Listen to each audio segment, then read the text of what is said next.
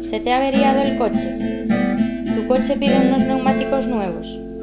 Tu taller de confianza en el Baixo Miño se llama Cafetería Neumáticos Tomiño, empresa creada en el 2003 con la intención de cubrir todas las necesidades de su vehículo. Disponemos de ruedas nuevas y de ocasión desde 20 euros, mecánica en general, limpieza de interiores, pre-ITV.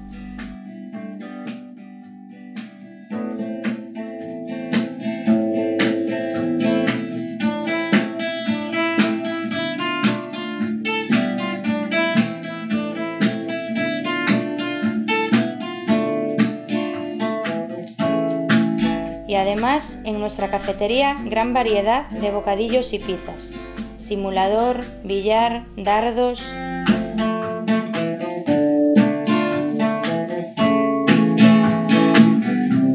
Y recuerde, Cafetería Neumáticos Tomiño tiene todo para su vehículo en el Baixo Miño.